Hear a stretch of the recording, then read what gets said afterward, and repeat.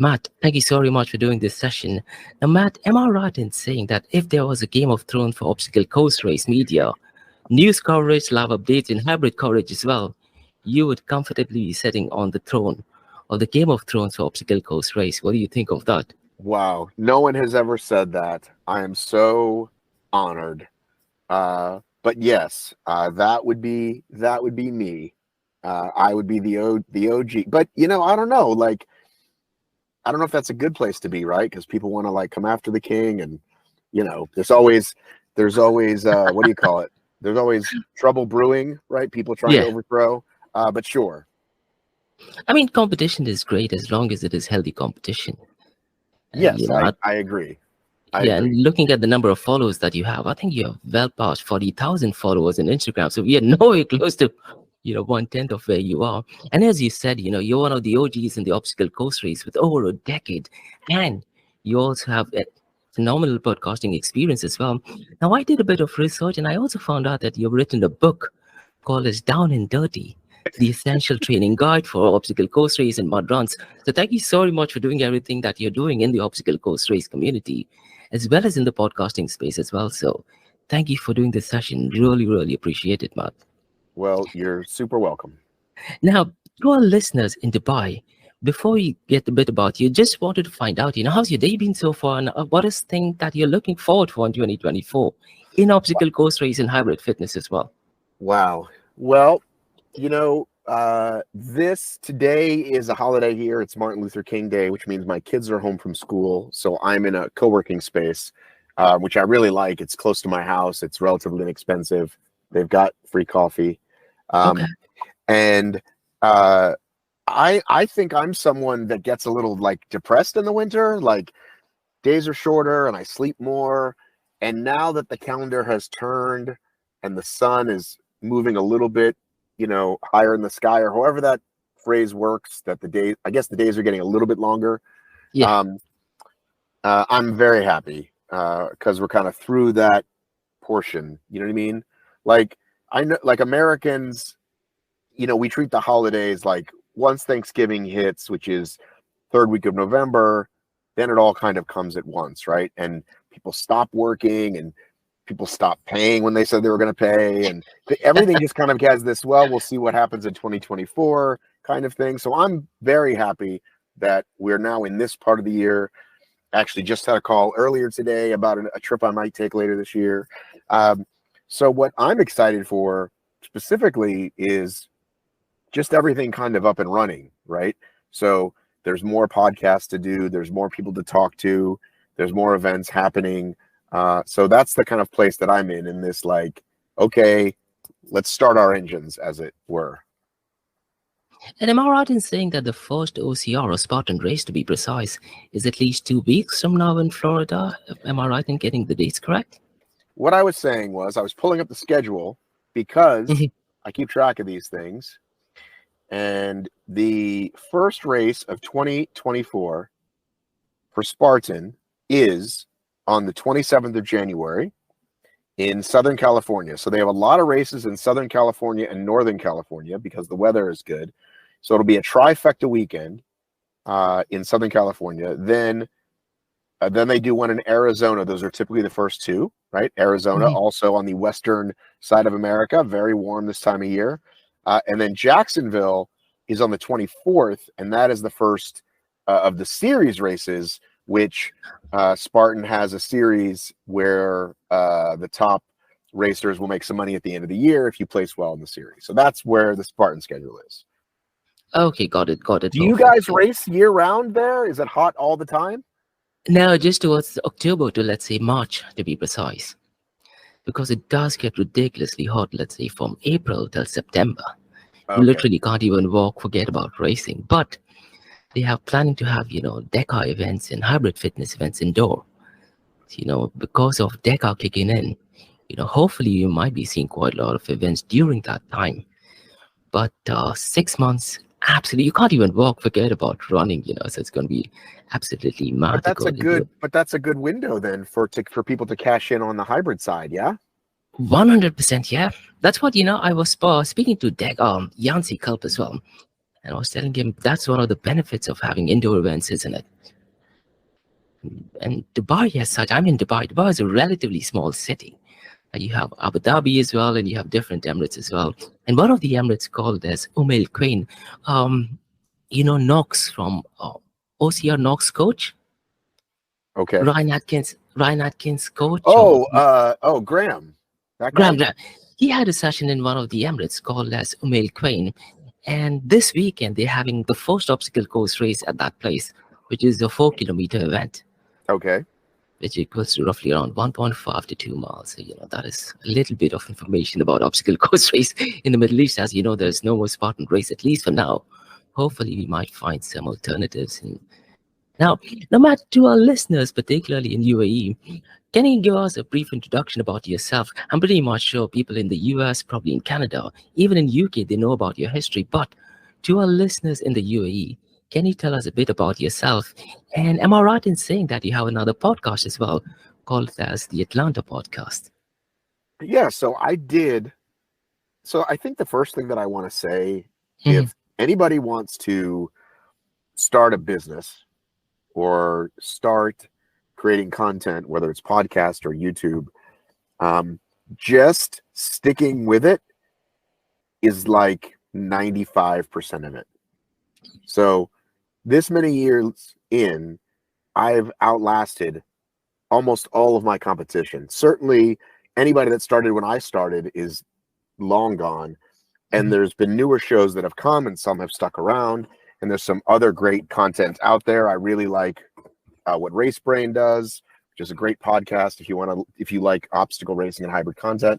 But just staying the course and just not quitting is not, I feel like 99% of it, because, once upon a time, I was 5 years into it and people thought like, oh, wow, well, you've really done this a long time. And, you earn that much respect. And then as time goes on, you just earn more and more respect and you have more and more relationships. And so moving from obstacle to hybrid has been relatively easy for me because I brought all this experience from the obstacle side from just never quitting. So I just want to say, first of all, that's like one of the biggest keys to success. Just stay on the road, right? So I did a podcast in 2012. I had done a Spartan, I had done a Tough Mudder. I was fascinated by these people doing this thing called the death race.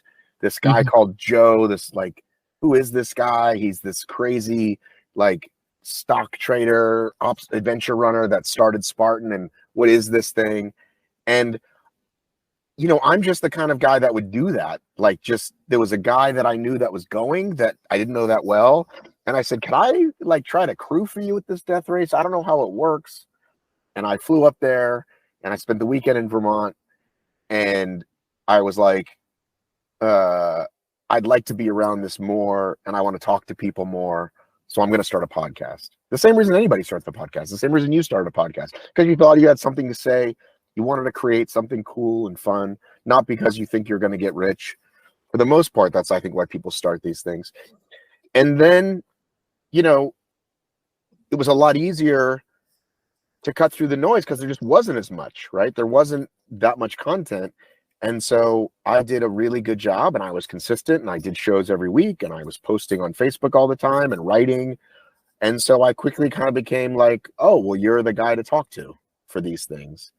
So when there'd be an article in a magazine, I would get called for a quote. I got asked to write a book, and that's why I wrote that book. There was a documentary made called Rise of the Sufferfests. I was asked to be one of the talking heads for that. So that's kind of what happened. And, I had a different business at the time, and somewhere along the way, I decided to kind of see if I could make a living at this.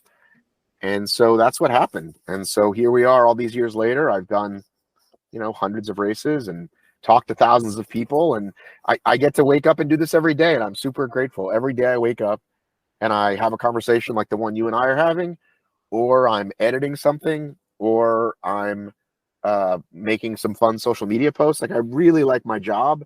And that helps a lot when, when you're a business owner, sometimes money is not as consistent. And so the fact that I like my job helps Yeah. that a lot. And in the corporate world, there's this saying that, let work be a reward, not a way to reward. And what I tend to do is, Matt, in my Blockchain DXP podcast, which is more to do with corporate, I try to identify, is that your passion or is it something that you're good at? Now, you're one of the few people who have passion for podcasting. At the same time, you're good at it as well. So, as long as people can combine both those things, a lot of them do actually think that, we need to go out and follow the passion, but they're not good at it. But in your case, clearly you're good at it. And I think a listener should know that when I asked Matt, I asked him that, do you want me to go out and send you the questions? And he actually replied, no, don't send me the questions. It's no fun that way. And that is absolutely genius. And that is something, to be honest, not now, maybe 6 months down the line, I'll definitely go out and incorporate. Well, here's the great news. There's no wrong way to do it.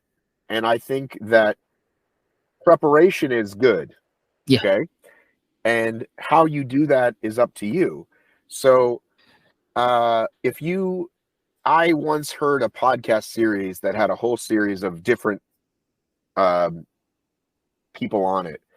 And some of them were extremely organized. So they had an A track of questions and a B track in case somewhere along the A track it ran off.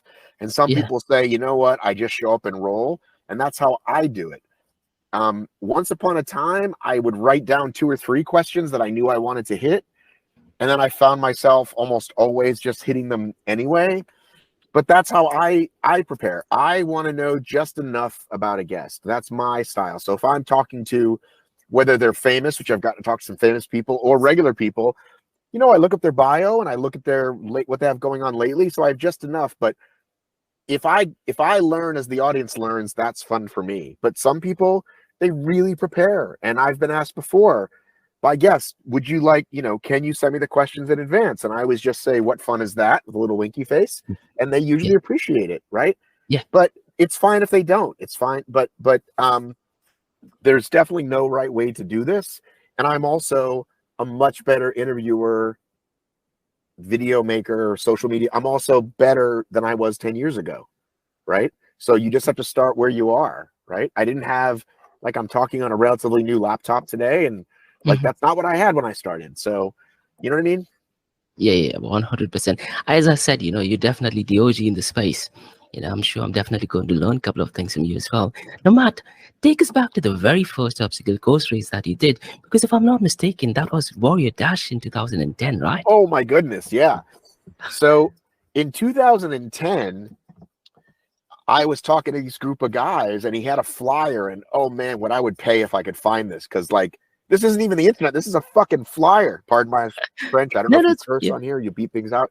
A piece of paper that said, run 3 miles, eat a turkey leg. It just was like this kind of manly, fun thing, right? Drink a beer.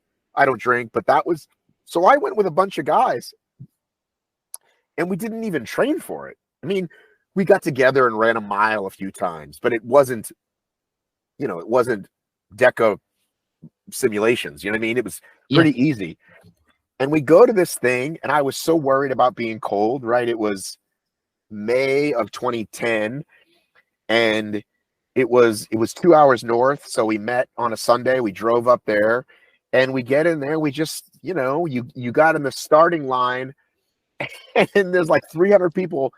This is 10,000 people a day would do this. They'd have 20,000 people over the weekend. It was insane. It was so crazy. It was so popular. So you're standing in this pit with 300 people. People are dressed up. People have makeup on. Crazy guys are shirtless. And this fire thing goes up, and you can feel the fire. Whoa! And then you just start running. And you're like, oh, here's some tires we're going through. Here's a net we're climbing up. I mean, it was all brand new. I did not know what I was doing. And we finished, and everybody had their beer. And I was like, well, that was fun. But it didn't change my life. It didn't inspire me to get in shape. It was just a fun thing. Now, fast forward a year and a half, and I started seeing these ads on Facebook for Tough Mudder, for Spartan.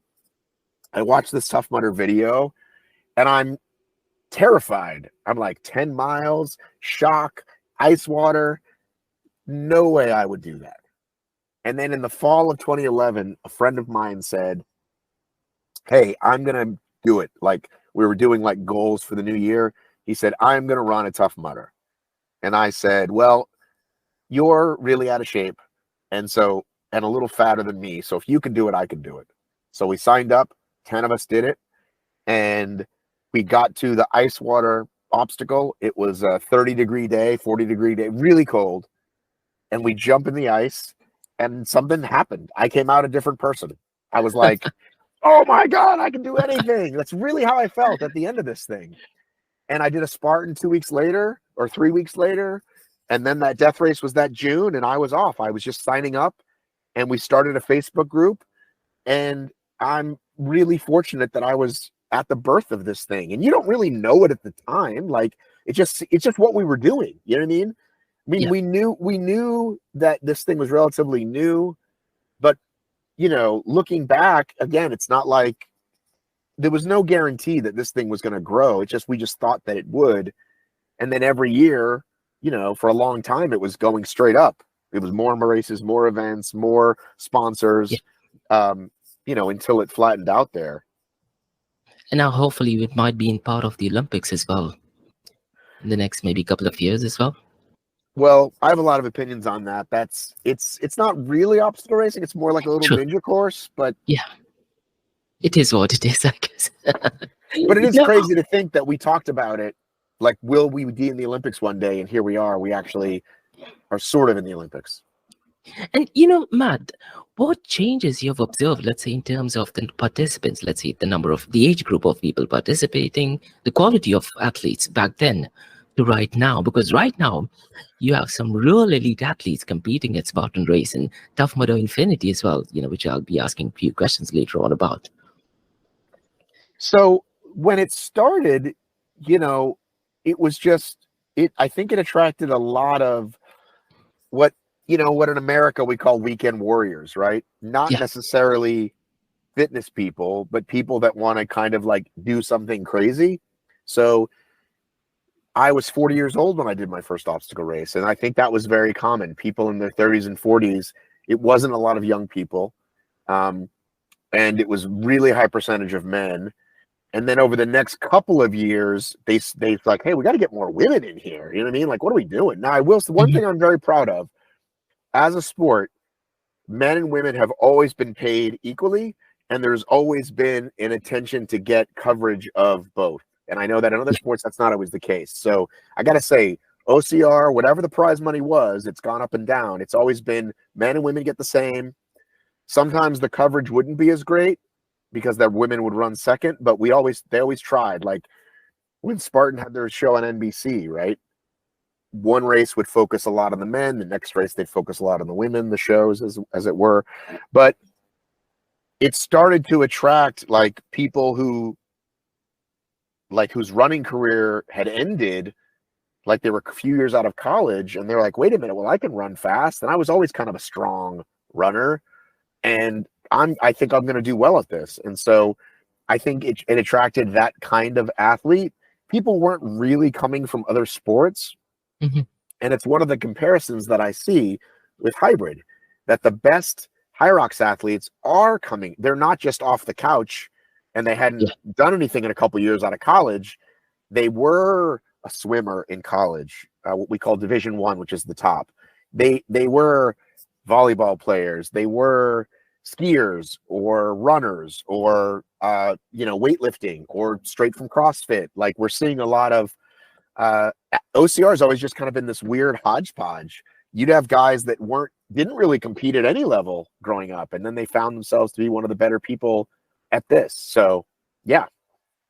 And during the pandemic era, what changes have you seen, particularly in US? Because a lot of people, particularly in the Middle East, we want to find out what are the changes, in US from an obstacle course race point of view prior to the pandemic and after pandemic.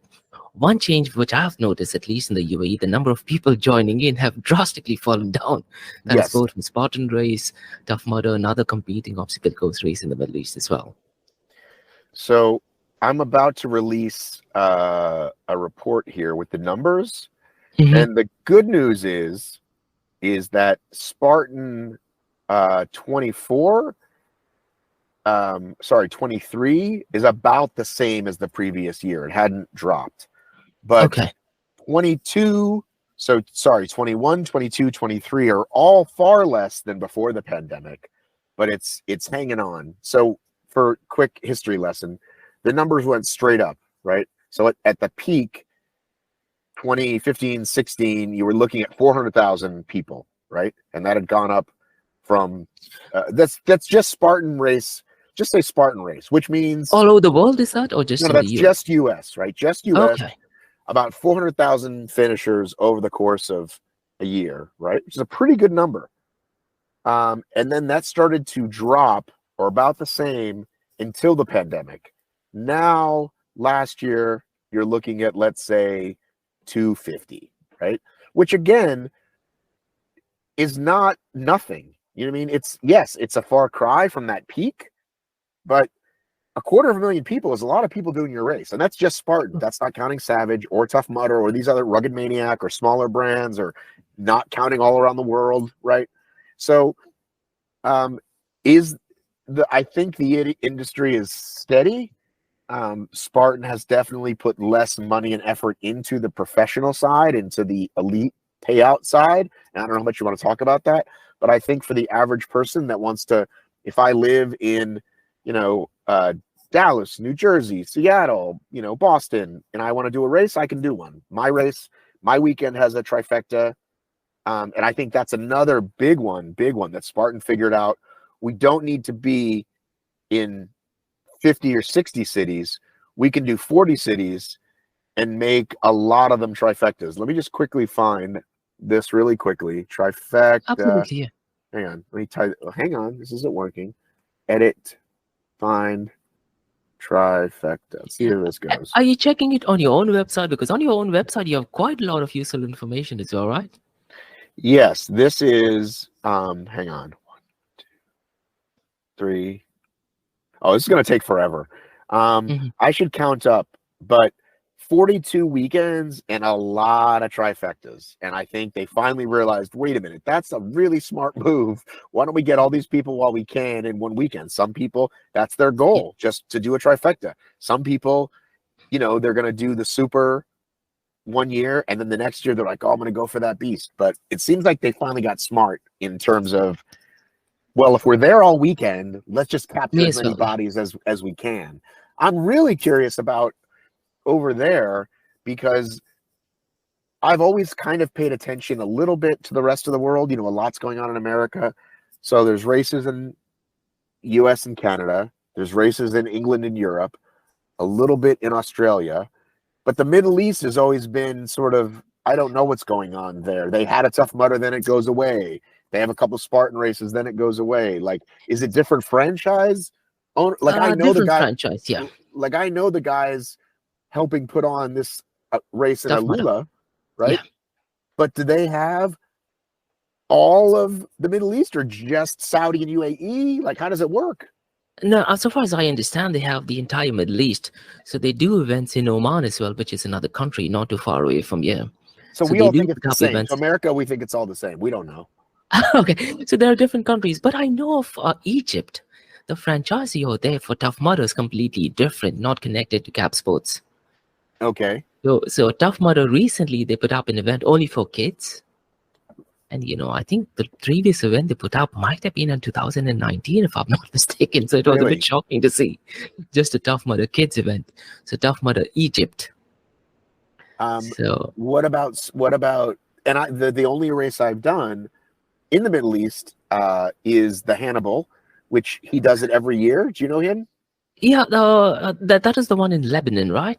That is the one in Lebanon. Yeah, that is a completely different event altogether. Right, but I'm saying in terms of races, and I want to shout out Evan Preparis, who goes every year. He's got a great relationship with them. He brought me a few years ago. He's brought other races each year to give people a taste of that. And I loved it. I had a great time. It was a fun race. There was some of the local, terrain is different than you ever see in America. Yeah. And, it had a big sponsor, Red Bull sponsor. It was a lot of fun. And that's been my only experience in the Middle East. And that was 5 years ago. There used to be Desert Warrior Challenge, which was, if not one of the best obstacle course race ever. Hands down, nothing comes absolutely close to, maybe even Tough Mudder or Spartan race. And later on I'll send you a couple of videos. I mean, I would say Desert Warrior Challenge is something similar to maybe Savage Race. Okay. So the obstacles are a bit different, but that team has moved to Saudi Arabia. So hopefully if you're going to Alula, you might definitely see them, because the organizers are also from South Africa, where most of the guys from Cap Sports are.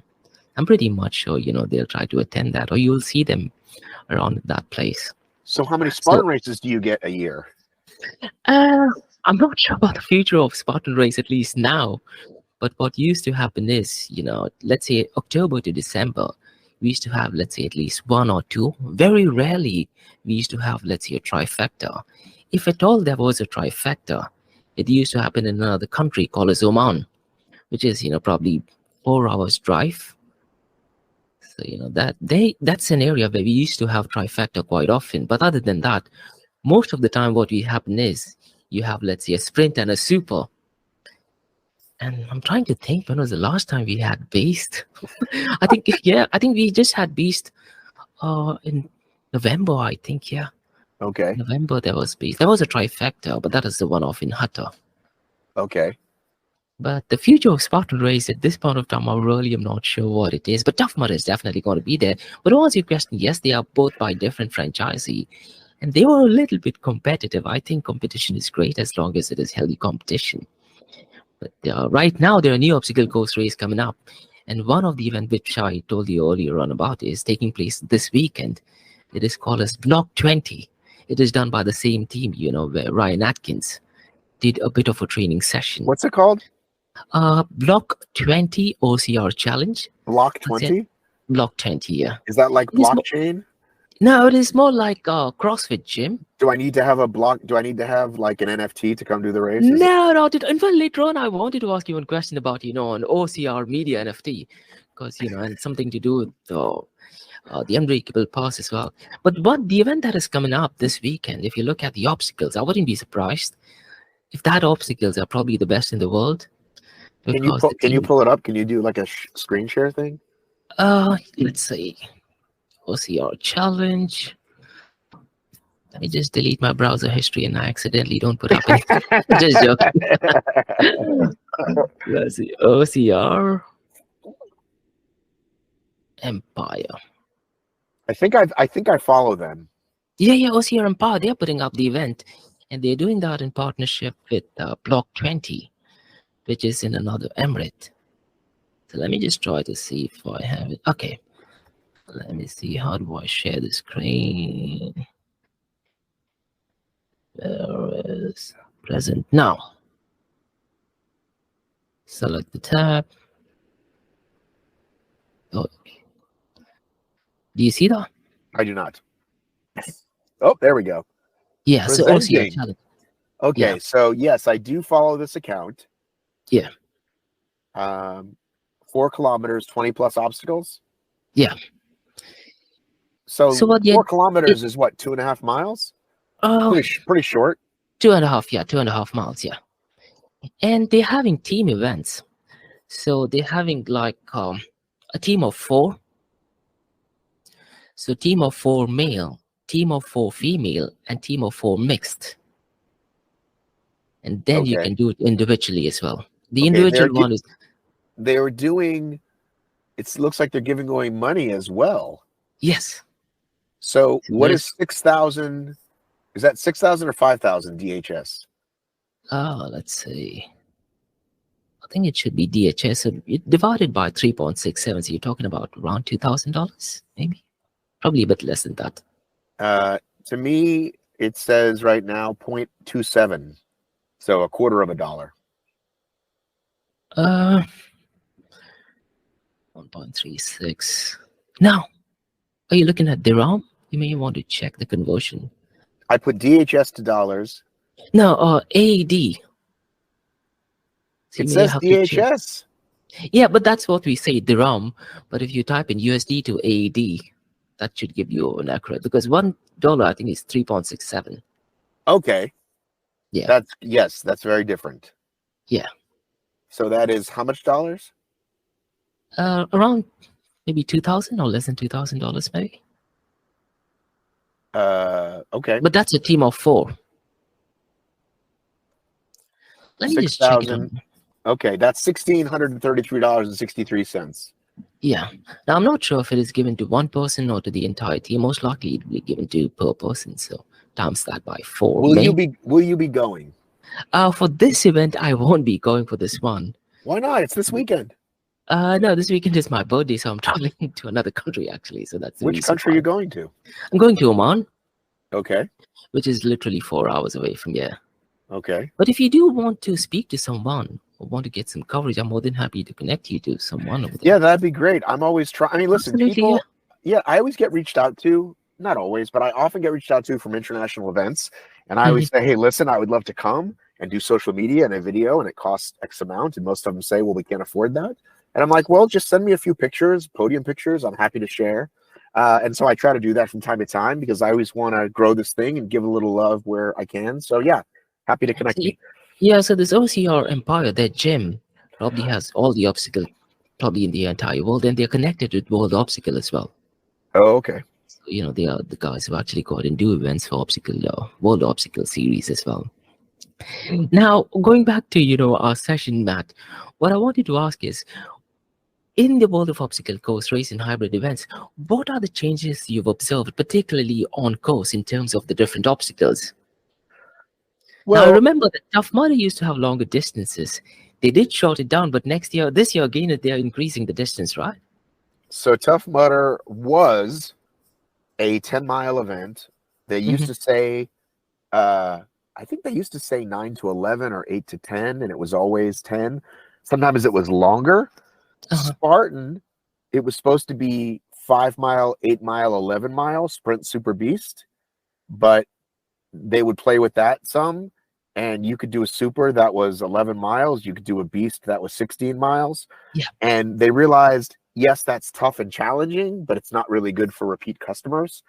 So a few years ago, they said 5K, 10K, half marathon distance. Again, smart move. Took them a while to get there.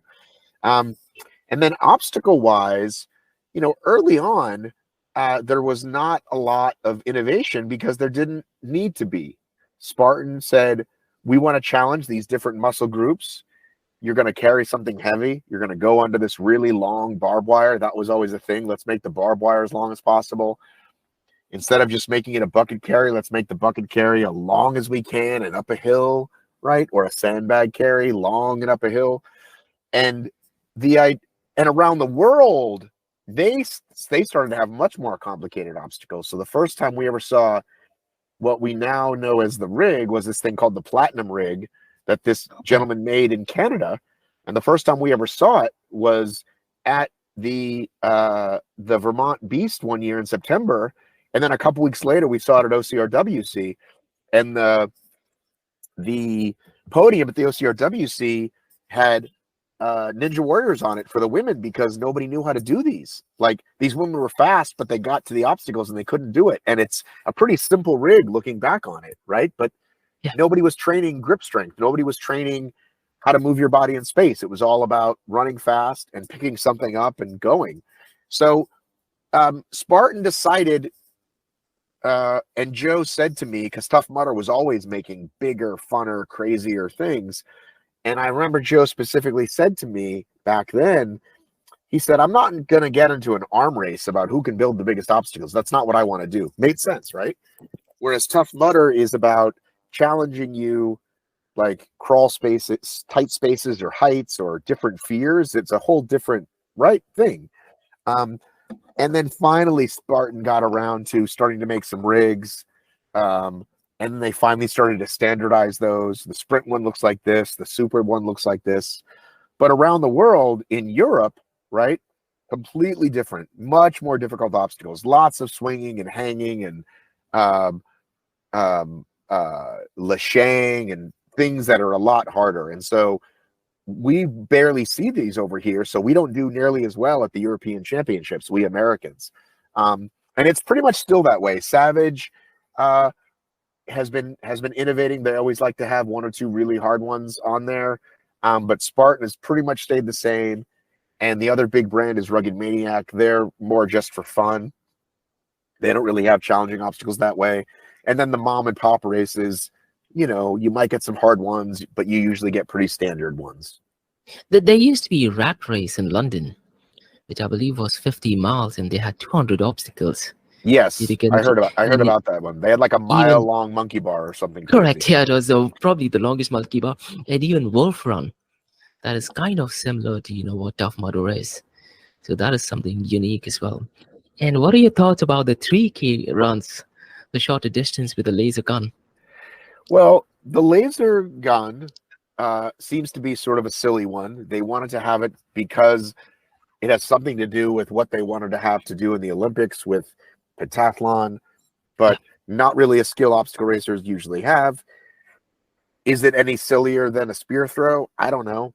I mean, true. uh, at least the spear throw like has these Spartan roots, right? Like if you're like, you know what I mean? Yeah, Like, oh, Spartan, and you throw a spear. Um, uh, but the 3K as a series, um, I think was pretty cool in terms of seeing some of the best racers race at a short format.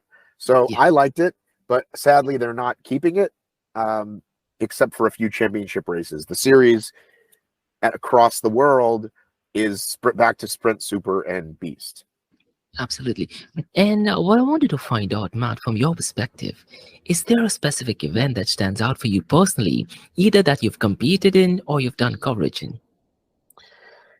Well, whenever people ask me what my favorite race is, for me, it always boils down to the overall experience.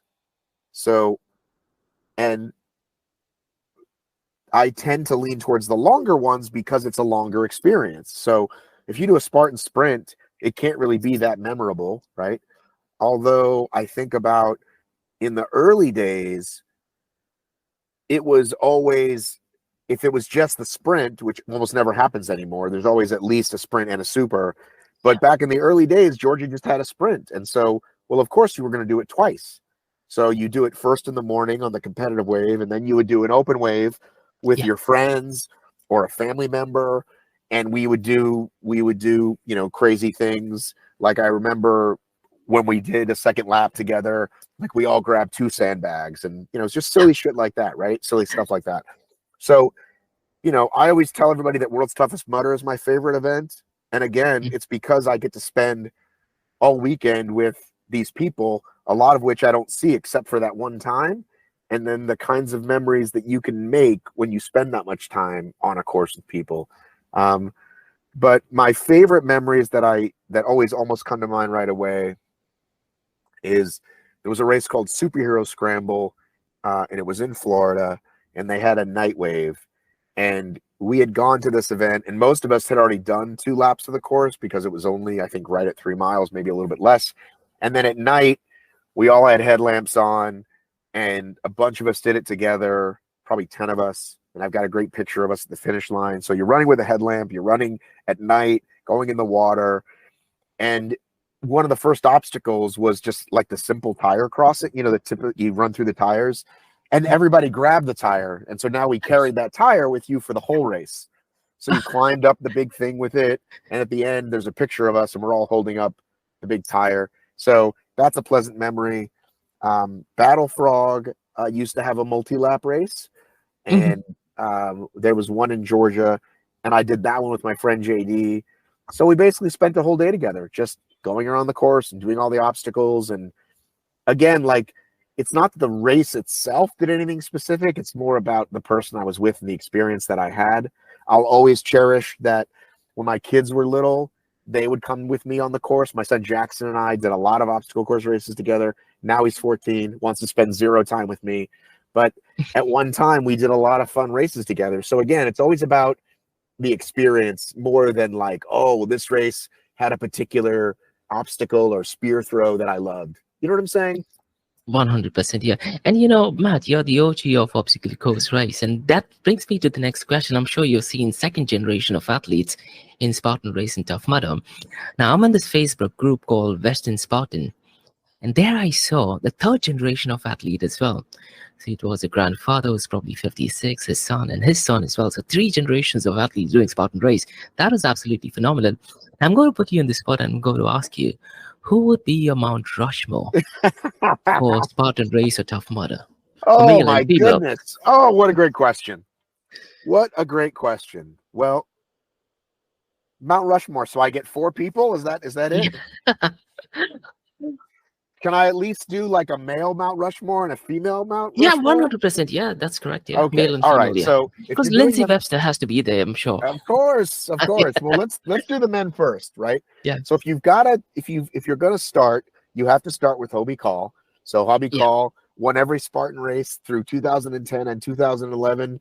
If you talk to anybody who started racing between 2011 and I'd say 2018, they would tell you seeing Hobie is probably part of that story. I saw him on a video. I met him. He was nice to me, right? So it starts with Hobie. Boom, right? Now, then you got to put Ryan Atkins second, right? Because he's been the most titles over the last however many years.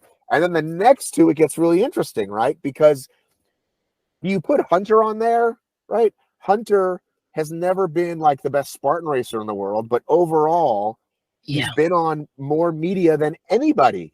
True. Right? Multiple TV shows, huge social media following. Even before social media was big, people knew who Hunter was. Yeah. So even High Rocks. I mean, well, High Rocks, that's a whole nother conversation. But do you put Hunter there before you would put I don't know, I'm trying to think of some other really successful obstacle racers over the last 10 years. Yeah, I mean, I guess you would go Hunter and John Albin, I guess. But if you ask me again, I might change that. There's probably something I'm forgetting. So people listening to this episode, you can message us and say, how could you Kempson forget? could also be a good one, right? Kempson would be great. I mean, he's been very successful. You're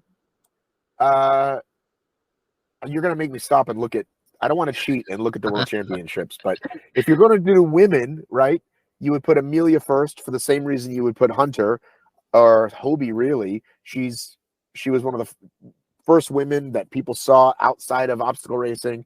And then she was an early champion in not just World's Toughest Mudder, but also shorter distance races. She completed the death race. And she was the only woman outside of Hunter to really become a crossover athlete, right?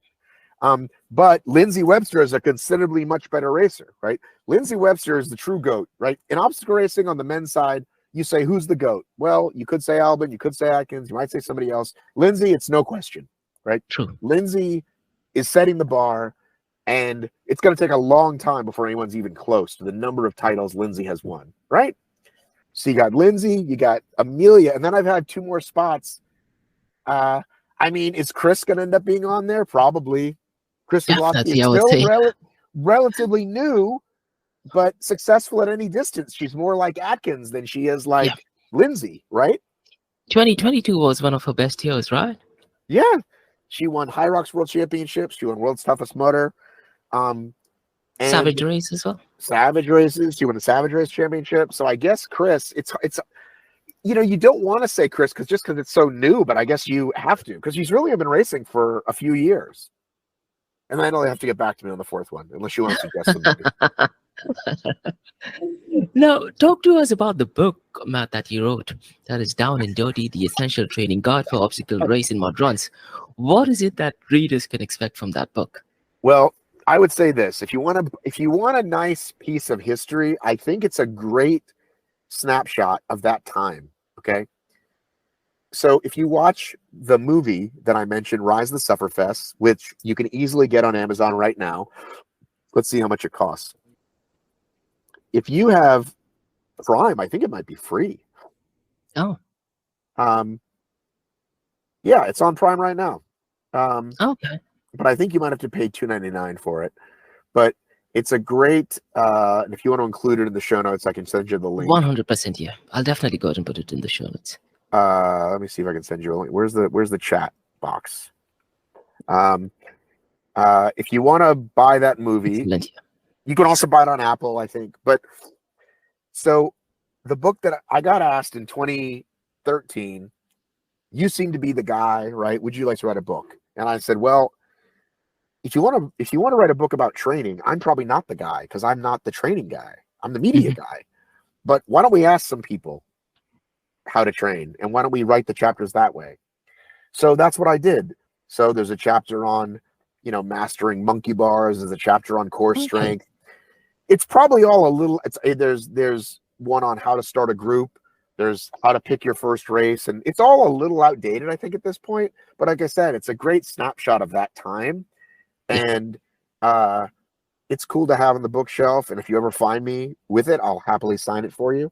that'd be wicked. Yeah. And if you buy it on Amazon, I don't make any money, but that's fine. It's probably cheapest there. I have to sell, I think 10,000 books before I get any more money for it, and that's probably never going to happen, but it might. So if you buy it from Amazon instead of the publisher, but I don't even know where you would get it anymore, other than Amazon. Anyway, that's the book. Excellent. But I'm What I'll glad do I is, wrote it. I'm glad I wrote it, though. I'm really glad I wrote it. it's part of history, isn't it?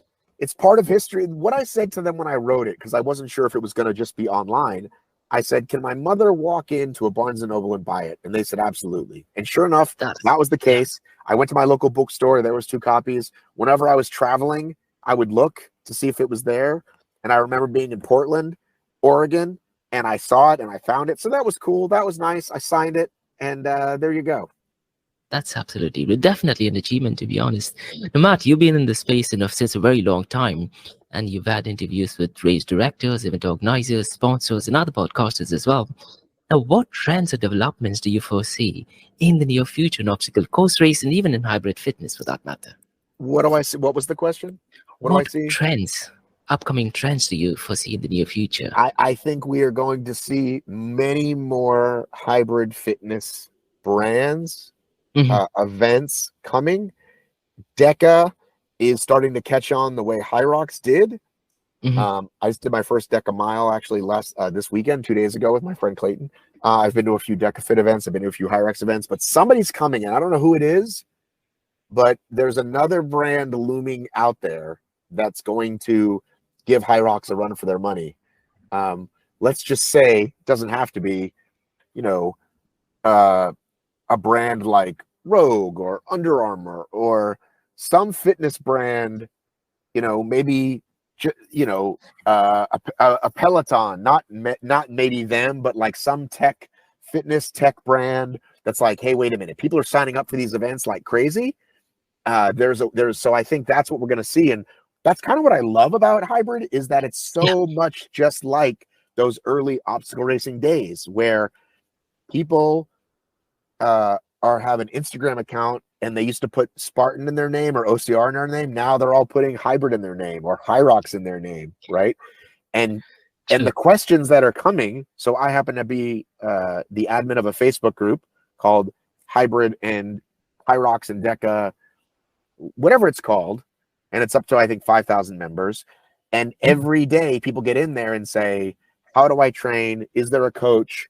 That to me is the symbols of something that's ready to explode. You keep reading articles, in the health magazine, the same way you would about obstacle racing. I tried my first Tough Mudder and here's what happened. And now I tried my first Hyrox and here's how to train for it. So it also means I'll get to be more successful, right? So personally, I'm very interested. If hybrid really grows big, then that helps me who makes content, and you who makes content. Absolutely. And in Dubai, there is hybrid fusion, which is done by a group called a Spirit Level, which is similar to what OCR and Power is. Hybrid fusion? Hybrid fusion, yeah. And the events are ridiculously good. To be honest, they are slightly tougher than Hyrox as well. So the guys who manage hybrid fusion, they are very much into Hyrox, and they're aggressively competing for Hyrox that is coming up in Dubai in just hybrid over 2 weeks fusion, now. When I put in hybrid fusion, the first thing that comes up is a Ford Fusion hybrid, which is no, try checking it on Instagram. Oh, on Instagram, just try checking Spirit Level. No, but I'm saying it's just funny that that's what comes up. Yeah. Because the word hybrid fusion, that's 2 words that kind of mean the same thing. True, makes sense, yeah. Right? Hybrid and fusion. Like hybrid is 2 things, fusion is 2 things. Right? Yeah, makes sense. Makes perfect sense, yeah. So hybrid fusion race. Hang on. You may want to check racing, Spirit Level. Yeah. Powered by you. Next race, November 4th, 2023. So the last race just happened. Yeah. Were you there? It was packed. No, I wasn't there for that one. What are you doing then? You're supposed to be the guy. What are you doing? No, for hybrids, I'm a bit naive towards hybrid. I focus more on obstacle course race, particularly Tough Mudder or Spartan Oh, race again. okay. This isn't good. Their website expired. When you click on the website, it says website expired. So I'm not sure if you're checking. You may want to check Spirit Level because that's the main well, website. I'm And the event, just so you uh-huh. know, when I type in Hybrid Fusion, this is what comes up, right? Hybrid Fusion race, brought to Hmm. you by Spirit Level, next Yeah, race correct. November 4th, and then the link. So if this Yeah, yeah, isn't yeah. correct, they need to change it to say whatever the correct link is. So now I'm going to go True. to Spirit Level. Yeah. And when I go to Spirit Level, let's go to their link tree, hybrid coaching, and they mention, ooh, they got second at Gov Games. Is that true? Yeah, very much true. I mean, these guys are absolute beasts. Beasts. Yeah. They've got a High Rocks And beginner class. They've yeah. got Spirit Level website. So yeah, this is very different. They So, still need to change the links on the other one because people will come up and they'll see yeah. it and then they'll leave and they won't come back. And the guy, Can you respond? Can you pronounce this for me? Al oh, Asayel Road Warehouse Road. How do you say that? Al Bustle. What? Wassel. It's called as Al Wassel Road. Okay. It's kind of like an industrial area. But the guy who's managing that is George Crew.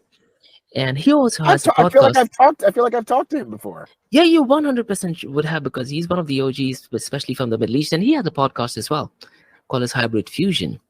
So maybe he might have contacted you regarding Hybrid Fusion He's podcast. got a show called He's got about He's got a show called diaries. Hybrid Diaries. Correct. Yeah, yeah. He's the co-founder of Spirit Level. Let's see what my conversation with him has been like. Let me quickly check it. Let's see if we've talked. We might have talked on. He's a really nice guy. Yeah. Yeah, it looks like we've talked going all the way back to 2020. Oh, okay. Was that hybrid related or was that like? I think it was just about when Spartan announced they were going to the Middle East. Oh, okay. So And yeah, the next question what I wanted to ask is what was your immediate reaction when you found out that Spartan World Championship is taking place in Abu Dhabi? This was during the pandemic era, or 2020 to be precise. What was your initial reaction when you found out that the World Championship is taking place in Abu Dhabi? well, I was going to go. I was kind of excited because, one of the things I can say about obstacle racing Mhm. is, and this isn't bragging, this is just stating what's happened. So along with going to Lebanon, which I would have never probably traveled to, I got to go to China for an obstacle race. I got to go to Mhm. Iceland for an obstacle race.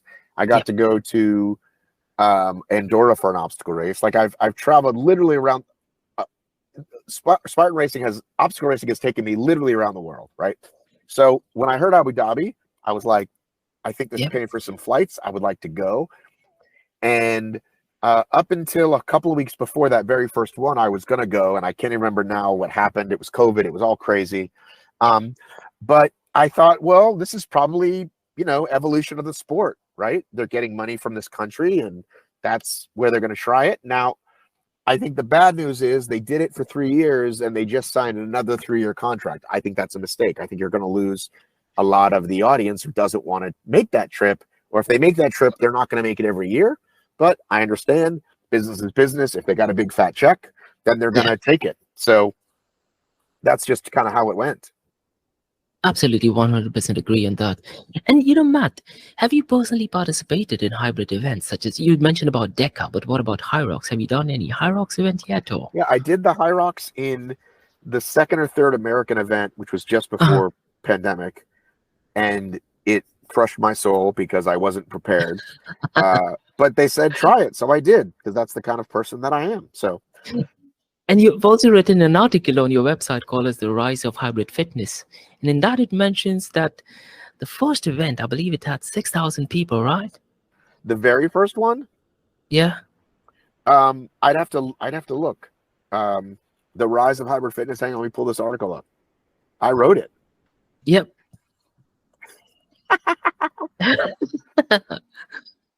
Hopefully it's not plagiarized here. Just joking. It's funny when I put that title in, a lot of things come up.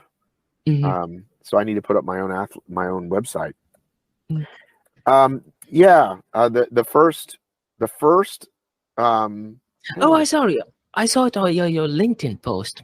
You actually stated that High Rocks is the fastest growing event in the fitness space, and there are over 6,000 finishers. Yeah, it was by LinkedIn. I'm sorry. Yeah. Hang on. I'm reading it now. I don't see 6,000 events. It says a 600% increase from 20 to 2021. Yeah, I don't see it. Is it via LinkedIn? Yeah, but it's the same article. Like Okay, it's the LinkedIn article is the same as the one that's on our website. I see. Okay. So are the same number of participants now for High Rocks events as well? Well, it's definitely rising. We were hoping to get more events in America, but they haven't really done that yet.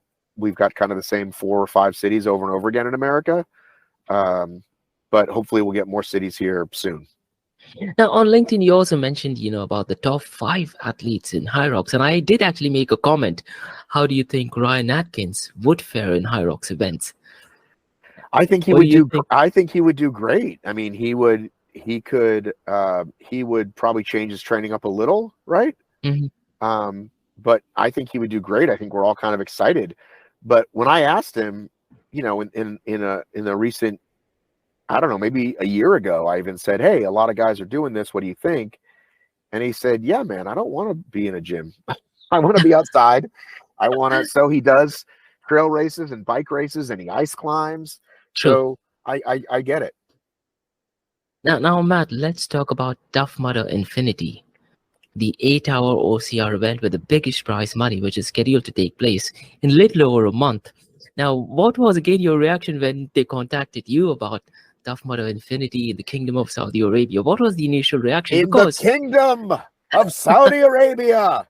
yeah, So since I've been around a long time, I get a lot of phone calls, okay, similar to the one I got from Cab Sports, okay? Many, many, many people have called me. We are working on something. You're the guy, you're the OG. Would you help us? And I always say, sure, right? Just like any good drug dealer, the first call is always free, right? And I'm talk to you. And then if you want to hire me to consult for you, I hope that doesn't offend people, by the way. I don't know if it would or it wouldn't. It's just what came to my head. But if you want to continue to help, you got to cough it up. absolutely 100%. Yeah, So many times the second call never happens.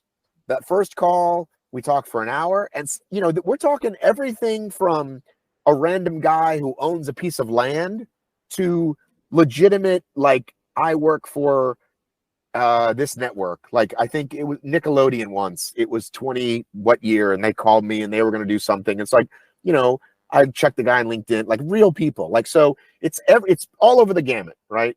We're thinking of this. We might do that. What do you think about this? Could we get this many people? How soon? Like, just those kinds of questions, right? So industry expert, right? That's my talent, which again, I say to you, just stay involved, just stay in, right? Like true. 10 years from now, you could be the most foremost blockchain guy because all those guys that came and went, right? Spot on. Yeah, They tried 100% correct. to get rich. It didn't work, whatever, Yep. right? So anyway, whenever I get these calls, I'm like, okay, we'll see, right? So we had, the second call and I said, okay, so do you think you want to hire me? And if so, can we make this happen? And I believed them. I right away believed them that this was going to happen. But you still don't know. They hadn't secured the money yet, which is why we didn't announce it. I knew that number, 80,000, for 6 months.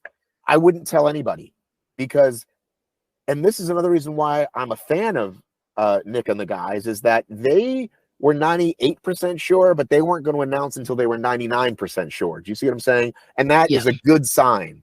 They weren't in a hurry to be a big deal and, let's tell everybody. So all these athletes, I said, it's going to be hard for me to convince some of them if they don't know the number yet. But, we could just, if I tell them it's the biggest number I've ever seen, people started making up stuff. They were like, it's 50, right? And I would just say, maybe it's more. I don't know, right?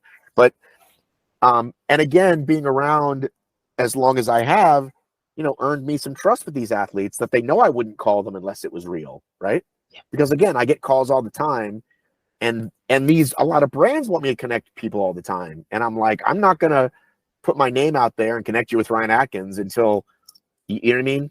Like, call me in a week if you're serious. And like I said, usually that second call never comes because the idea died. They couldn't find the money.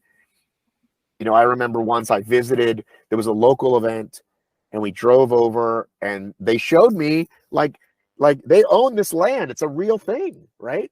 And they already had like a gym or something already on the property, but they're like, okay, we want to build an obstacle course and here's the sponsor we're going to have. And, you know, it just falls through, right? The same way, like, you know, a movie or a television show falls through. Anyway, so we started negotiating, we started working together, and you know, it was like, we almost got it, you know, and then it was, okay, we've got the 6th signature of the 7 princes we need to sign off on this thing. And again, they wouldn't do it.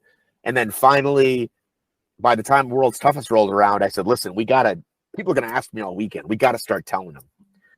So I'm excited. We know now it's out there, the biggest prize pool in history. I don't know when we always want to see the best go against the best, right? That's always, and lately it's been pretty splintered, right? Some people at FISO, some people at OCRWC, some people at Abu Dhabi. So here we go. We're going to see some pretty great battles, not only on the individual side, but the team side. So this is as excited as I've ever been about something. I think you recently announced a team from Middle East, which has some of the absolute top-class athletes, probably in the entire world, and I'm really not sure now. Educate me. Tell me who these people are. Obaid, I think the guy with Sergey. Oh, hang on. Let me pull up. I think he's a Spartan Pro athlete as well. Hang on. Let me pull up the Spartan, the little spreadsheet I've made. Are you talking about Team Ajman? No, is that how you say it? I don't. Ajman is the name of an emirate. They had the Ninja Turtle. Yes. So he told they kept me, the name Ajman. So he said to me, I said, "What's the name of your team?" And in America, it looks like, you know, in English, it looks like Team AJ Man. And I said, "What's Team AJ Man?" He said, "It's the name of the city." And so then I Googled Ajman, and I'm like, "Oh, it's not AJ Man, it's Ajman." So see, the guy, one of the team members, I think it is Obaid, if I'm not mistaken. I need to double check on that. He actually beat Sergey, who was the Spartan world champion, by 8 minutes. Get out of here. And that was in Oman, and we were completely shocked. And even Sergey was like, "This guy is really fast." I think he's a Spartan Pro athlete as well. So, you know, the team is really, really fast, to be honest. Well, let's shout these guys out. I want to give them their proper due, but I can't find the other teams on my sheet. Where the heck did they go? What are the other team members' names? I'm trying to. I think one of them is Ivano. I don't know the name, to be honest, because I know 3 of them are from UAE and one of them might be from somewhere else. Hang on. Where's my sheet? But the big question is, are they able to run for 8 hours? Because, you know, that is one of the big questions. And I really am not sure. I would like to get your take about VJ Jones as well for 8 hours. What is your take on? Well, remember, we talked to him and I said to him, he said, he's excited. And I said, well, you just never know, because if you trade off, so what happens is the whole team has to run the everybody has to run the first and the last lap together. And then in between, 2 people at a time. So you're going, and you don't know how your body's going to respond if you've never run for 8 hours, right? You run and you rest. That's sometimes worse than just running, because the muscles tighten up, right? Your body cools down or heats up if it's 1,000 degrees there. I don't know. No, because the weather, I think, is going to be ridiculously cold. So don't have to worry about the weather. What's cold for you guys? See, I need to convert it into, because just what we do is Fahrenheit, and I'll do the math. No, we do Celsius. We'll have to so right now it's 20 degrees Celsius. Get somewhere between 20 to 24 right now, but probably in 2 months' time, say somewhere between 18 to 22 degrees Celsius. Okay, so 18, which I think is perfect. Yeah, 18 is 64 Fahrenheit. That's perfect. That's perfect, right? For 8 hours. That's exactly, Yeah, I mean, I'd say even a little bit colder is perfect because the body Yeah, heats up about 10 degrees, that my understanding. So the 50s would actually be perfect to run in. yeah. Um, And then you'll be having ice obstacles as well, hopefully. right. Well, we'll see how that goes. Yeah. But I'm so excited that there is a tough team competition. There is a tough individual competition. I'll be doing more posts in the coming days about the teams. So be on the lookout for those. Most of the teams have been announced, but in case other people don't know what And they you'll are, be visiting Alula as well, right? I will be visiting Alula. Are you visiting Alula? 100% yes. And Matt, I'm going to put you on the spot once again. The 8-hour infinity finisher for male and female.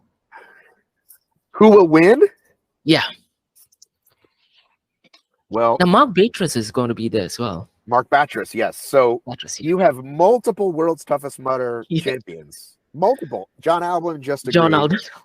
Speaking of Yeah. one of the Mount Rushmore. So Albin versus Atkins is a big, big battle. And over the years, Albin has almost always beaten Ryan Atkins in Tahoe, Spartan Championship, OCRWC. Yeah. And the English, they love him. They love John Albin. He's like their poster boy. Yeah. So it'll be fun internationally, right? All the North Americans will be rooting for Atkins, and the UK athletes, maybe the Euros will root for Albin, but certainly the UK athletes. So for the women, you have to go, I think, with Chris. Lindsay has literally not been beaten in an 8-hour race. She doesn't like World's Toughest 24-hour, but she did really good in the toughest. But has she really trained endurance the last 5 years? Not really. Chris has. Chris has been doing Yeah. ultras every weekend. So we get to watch the Chris Lindsay battle. Will be amazing. I'm going to go ahead and give it to Chris. The men, oh my God. I want to say it's Atkins to lose, but I think, like, on paper, like, Batris is faster than Atkins, right? Like, Batris's 5K time could Yeah. be a minute faster than Atkins, right? Really fast. Over 8 hours, I don't know. Anything can go wrong. I don't know. When we get closer, I'll make predictions. How about that?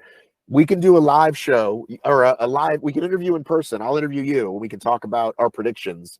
Will Sounds you good, meet me yes. there? Like, if I get there like Thursday, Friday, will you meet me there? You can Definitely 100%, yeah. Will you take me to get something to eat? I haven't been to Saudi Arabia, but sure, yeah, definitely You've 100%, never been to yes. Saudi Arabia? No, I haven't been to Saudi Arabia, but one of my goals is from a business point of view. It's definitely an area, worth switching into. I'm not sure if you follow boxing at all by any chance. Not as much as I Boxing used to. or MMA or UFC, because right now the home of boxing is Saudi Arabia. They have a lot of a lot Yes, of money.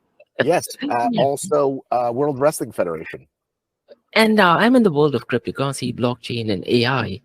And I'm seeing a lot of companies leaving from Dubai and just switching to Saudi Arabia. And one of the reasons, I'm not sure if you know, because they have a massive event on 2030 called as Vision 2030, which is like a mega event. And that's one of the reasons why they want, Have, people have to you actually. heard about Have you heard about the line? To be honest, I do want to buy something, a property over there. Do you want to tell people what that is? So a line is a futuristic city, which I believe is roughly around, I'm not sure how long it is, but it is just 200 meters in width. And it is surrounded by glass, transparent glass. So it is kind of like a movie scene, isn't it? It is futuristic, extremely spooky and scary. But the whole idea is they want to have something called as the 20-minute city. So, everything will be accessible just within 20 minutes. But I'm not sure how long it will take to go and complete. But knowing some of the people who are working there, it is much more better than what advertised.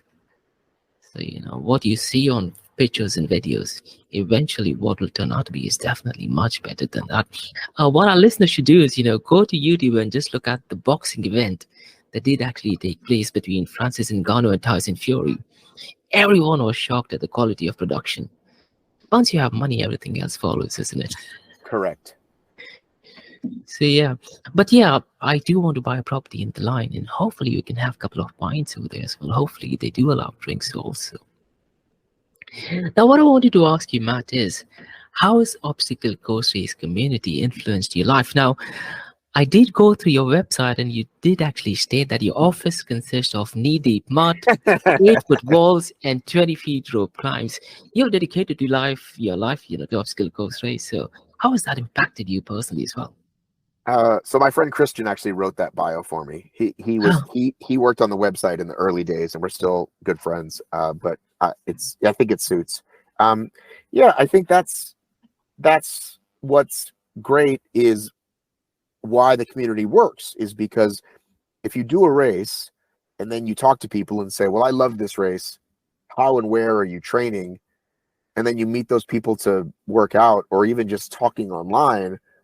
What shoes are you buying? How are you eating? Everything changes. And so it means you're not probably hanging out with the people that want to stay up until 3 in the morning anymore. You're hanging out with people that think like you, go read yeah. this book, go try this supplement, right? Stuff like that. And so my life has certainly changed for the better for that. I certainly have friends outside of the OCR community, but I have plenty of people that I've met that, like I said, even if I only see them once a year at World's Toughest Mudder or at the Georgia Spartan Race, it means a lot. So I'm forever grateful. And they know my kids. Been bringing my kids to races, and some of my kids like know them really well. My friend JD, I've known through obstacle racing, and our kids race together as they've grown up together. So it's been a huge part. That's absolutely great. And I have a few questions that is more to do with podcasting. It is more of a me question. Sure. Back in the day, what was the very first equipment that you used for your very first podcast? You remember that? So I do. So there was a website called Blog Talk Radio, which still exists. If you pull it up, I think they got bought by Spotify or something. But Uh-huh. it was basically it was a live show. So the advantage to that was it was community involvement. So I would post, "Hey, I'm doing a show at 8 o'clock on Monday," and people would be in there in the chat, and they would just be talking to each other. They might not even be listening, which at the time I thought was bad. Like, oh, they should be listening to the show, but it's the place they were coming to talk, right, about the show.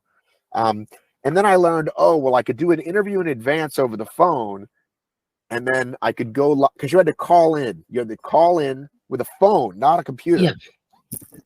Oops. Which is so hilarious to think about in 2012, but that's what I did. You would call in, and the number would go live, and it would show. But then you could, if I recorded a call ahead of time, I could then upload that file and then play it through. And it sounded pretty horrible looking back. Like if you listen to the early episodes, they sound horrible, but it's what we had at the time. Um, and then for interviews at the races, I bought probably at Radio Shack, which is now out of business, but you'd get it at Best Buy. Just one of those little recorders. Now Okay. they're probably even smaller, but The just a handheld little one, right? handheld recorder, Hmm. about like 2 inches, and I would hold it, Yep. go like this back and forth. And I gotta say, it actually sounds pretty good if you listen to those older interviews. And now I use, nicer podcast equipment, but that's what I started with. Do you use Shure by any chance or Samsung? Or Now I because I've have seen you using different mics here. Yeah, now I have a Shure microphone that I use for in person, and that I usually will have right here if I'm going to do a podcast. But Mhm. I didn't bring that today, so I just grabbed my headphones. Now, Matt, with over 500 episodes released on YouTube, what has been the most memorable moment or milestone in your podcasting journey? Is there a specific interview that you thought, I've nailed this one? Or this is a celebrity I wanted to introduce, or this is what I wanted to do? Or another specific milestone that you wanted to achieve? Well, what I always tell people who ask about podcasts is when you start out, you often think, well, I'm going to get this one guest that's going to mean a lot, and they're going to share it, and it's going to mean so much for me. It is not. Okay. Yeah. You just consistent quality content over time. That's the way to do it. Um, and like I used to, for example, make this mistake, and people I see do it now. So let's say I interviewed a trail runner, which I hadn't done in the early days. Now I've talked to a ton of trail runners, but in the early days, I talked to a famous trail runner, right? And I'm like, oh, I'm going to go to the trail running Facebook groups and post it there. But those people don't care because they don't know who I am, and they've already heard an interview with this guy from someone that they like, from someone that's Yeah. doing that content already in there. So until I'm doing trail interviews all the time and people know me and know what it's about, oh, well, let me go check that out. So um, in terms of interviews that I've done, it's there were always kind of surprises. Like for some reason, this one, I interviewed Joe DeSena several times, but for some reason, one time the numbers really spiked, and I don't know because it showed up in search in a different way or what have you. But I've got to interview some of the other stuff you wanted to ask about with the Atlanta podcast. I've got Yeah. to interview a couple of radio DJs that I grew up listening to. I got to Okay. interview one of the bands I grew up listening to, the lead singer of that band, and so that meant a lot. And I think I did a really good job with it, so I'm really proud of it. So those have Was been that neat. was that Fozzy by any chance? Because I think Fozzy is from Georgia, right? Atlanta, Georgia. He is, but he's also a wrestler. But I haven't had him on yet. But I had a guy named Kevin Kinney from a group called Driving and Crying, which were huge in the South, but never really broke through. And I'm really proud of it. I've gone back and listened to it because he sings a lot on it, and I go back and listen to it, and I'm really proud of it. But yeah, I just really like talking to people, so that's why I do it for a living.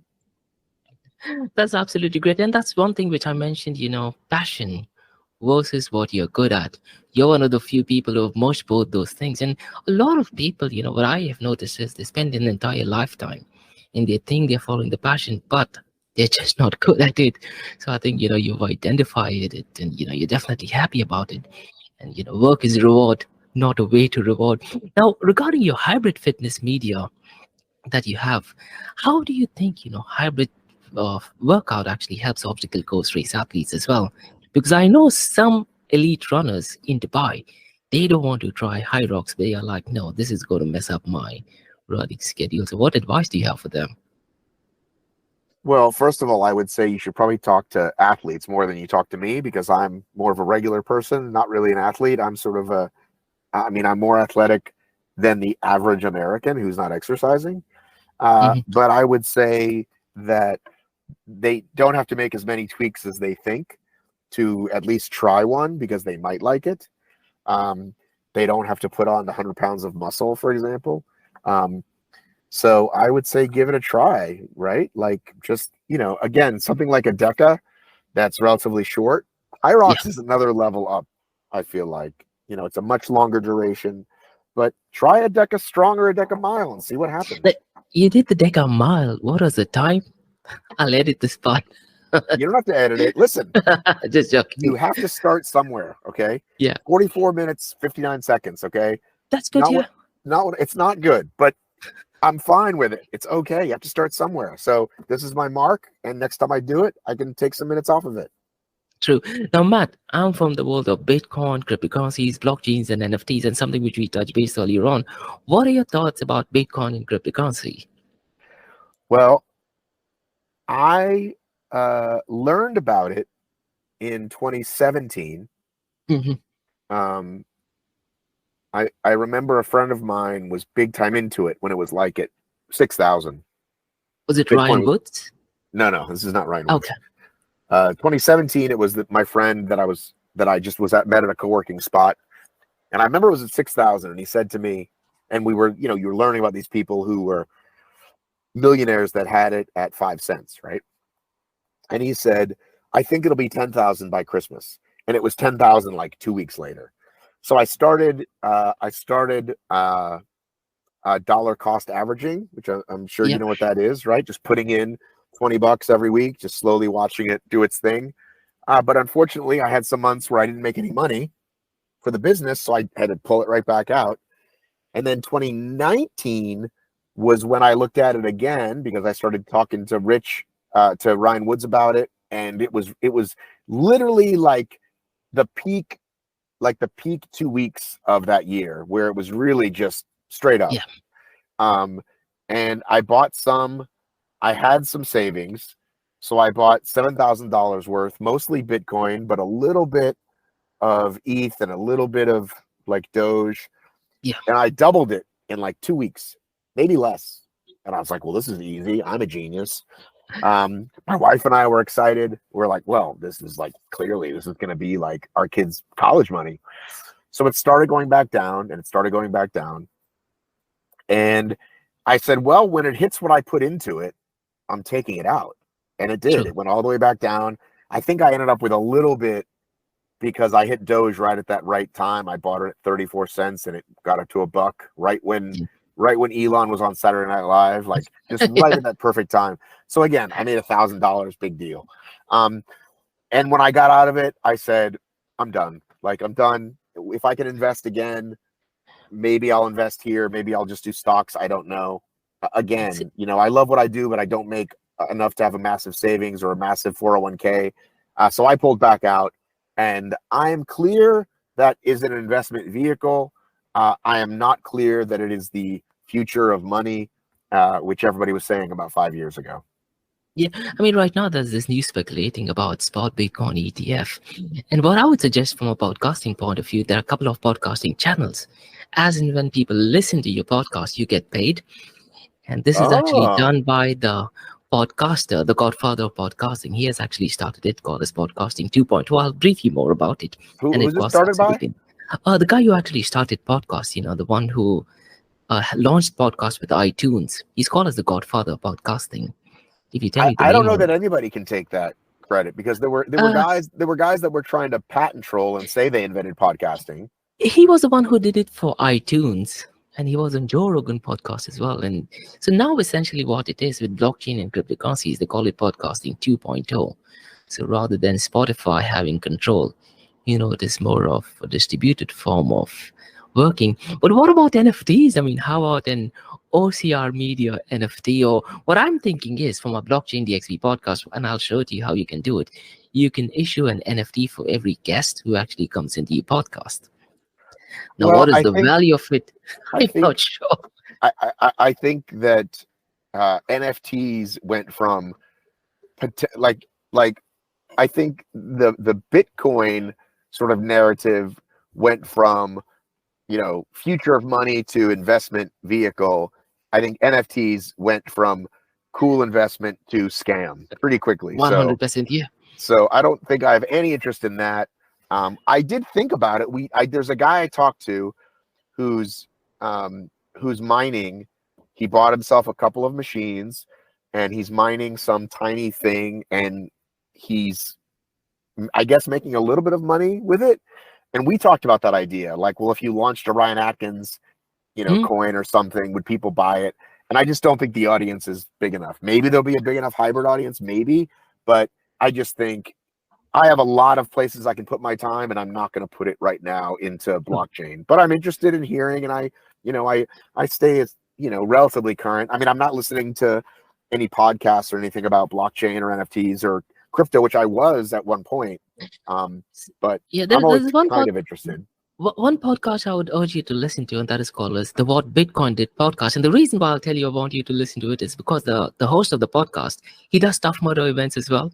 Oh, really? He doesn't do Spartan Race. He doesn't do absolutely any other events. And he's got two guests talking about, Tough Mudder. So if you want, maybe you can interview him. And I was going to he's ask, one of the have you audience. had him on your show?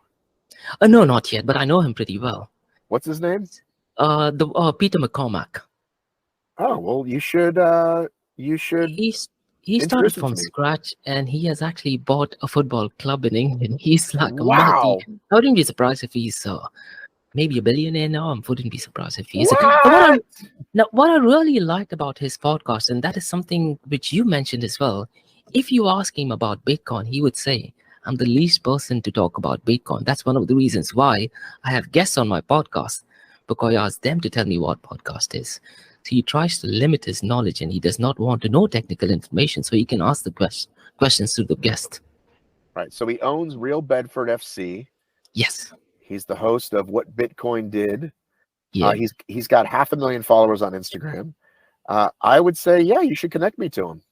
Definitely, he's quite active on LinkedIn, and I did text Josina because Josina once went ahead and launched the Unbreakable Pass, which was an NFT. What was the reaction to that in US? I mean, we kind of knew that it would probably sell about 1,000. Joe Mhm. bet me it would sell 3,000. He lost.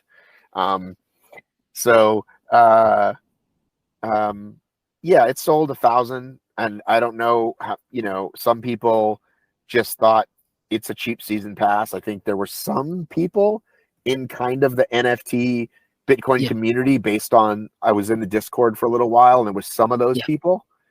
But it was mostly just people that are like, is this a good deal on a season pass? I was surprised to hear from people that they had the first Unbreakable sort of event at World's Toughest, Yeah. and they had a couple hundred people show up for it. So that was more than I thought. So good for them. Another question what I wanted to ask, before we wrap up this session, Matt, is something to do with AI and metaverse. Now, every Fridays, I have a session dedicated only to metaverse. Now, Apple is launching the VR headset.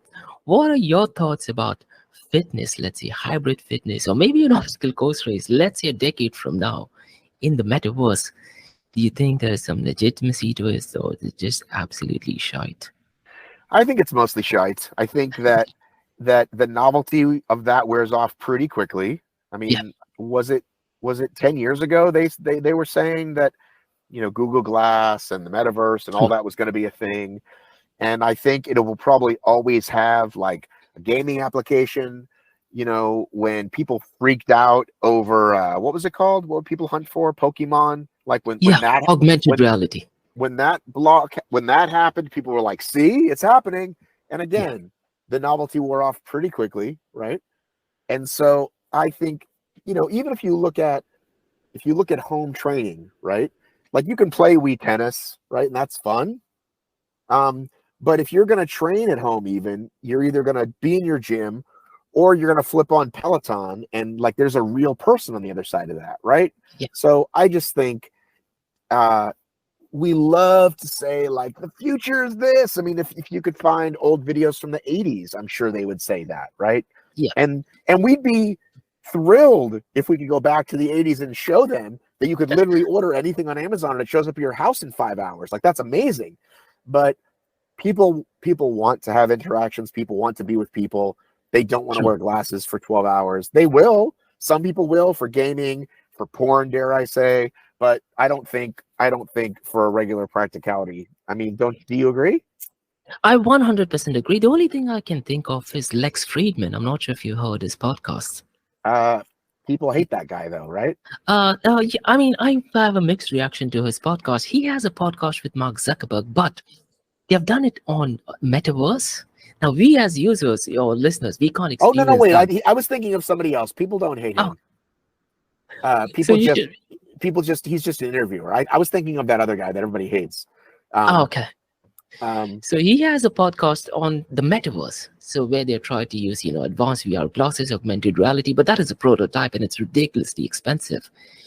So, that is so essentially what that would feel is, you're sitting right next to the person, even though you might be thousands of kilometers away. But right. that is essentially what the feeling is. Yeah, and I've seen some of his interviews, and as a guy that interviews people for a living, I'm pretty critical, and nothing. I haven't I don't think he's that great. Like I don't. He's And mostly into science and technology and artificial intelligence, not and into Brazilian jiu-jitsu. That's what he does most of the right, time. but I just mean as an interviewer, when I see Yeah, people who have a massive following, he's got 3.5 million subs or yeah, whatever. I look at like, are they doing a good job? You know what I mean? Like, I don't true. think Joe Rogan particularly is a good interviewer, right? But he's Yeah, got however many people listen to him. So anyway, true. Now, I have two fun questions, and I'm contemplating if I should ask you this question or not, but I'll still go ahead and dare it. go Now, do it. at Tough Mudder Infinity, if President Biden and President Trump complete the event, You're not after asking me the, this question. after the event, what do you think they're going to tell each other? What are they going to tell each other? Yeah, after Um, they have done the 8-hour race. let's see. I think Trump would say, I had the best performance. Everybody knows I'm the best person to perform. I was the best. I mean, they're both what? Are they both in their 70s or 80s? I don't even know. I would say late 70s, Yeah, maybe. I do think But what would they 10, tell each other? Yeah, 10 years ago, 10 years. Joe, I think 10 years ago, Joe, I would give a fighting chance at beating. But, when it goes downhill fast. And I know that from my own experience. My dad is 89 when he Yeah, died. And when my dad was 60, everybody thought he was 45. And when he was 70, people thought he was 50. You know what I mean? But then he had a couple of injuries. His hips went.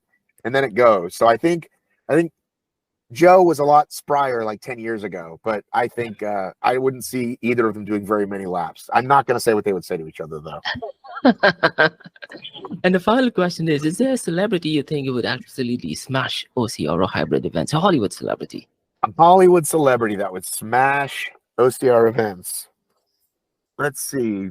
Who's the fittest? Well, you always see these guys. They got fit for one movie, but like then do they stay that way? Like Mark Wahlberg, I think, stays pretty fit all the time.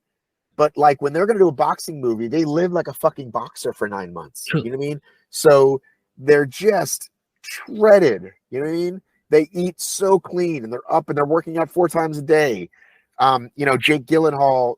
Do you say Gyllenhaal or Gyllenhaal? Gyllenhaal. Then I'm going to go with Gyllenhaal. Jake Gyllenhaal is ripped for the new Roadhouse movie, but how is he the rest of the time? I don't know. So I'm going to say Wahlberg. I'm going to say Marky Mark. He recently did pull-ups as well, right? Apparently Sure. he did 40. And I wanted to ask one question about hobby call. Wasn't he trying to do like 24 hours? He was going to do some pull-ups. pull-up world record, and I forget what happened with it. I honestly... He's not active on social media as well, right? No, he's never been active on social media. So yeah, I don't know. You should reach out to him. Definitely, yes. And that's about all, Matt. Is there anything else you'd like to tell our listeners, particularly from the Middle East and UAE? Well, if you want to learn more about what's happening in the world of obstacle racing and hybrid fitness, you can listen to my shows and or watch content on Instagram and YouTube. So if you want to link that things, but it's pretty easy to find obstacle racing media and hybrid fitness media. If you Google those things, you'll find most of my stuff on all the platforms. If you want to follow me personally, I'm Matt B. Davis. I'm not that active on Instagram, but I post a fun something from a race or of my family once in a while. But yeah, that's pretty much it. Absolutely. What I'll do is, in the show notes, I'll definitely go and mention all of your details. Thank you so very much, Matt, for doing this. Really, really appreciate it. Yeah. Yeah, man, no problem.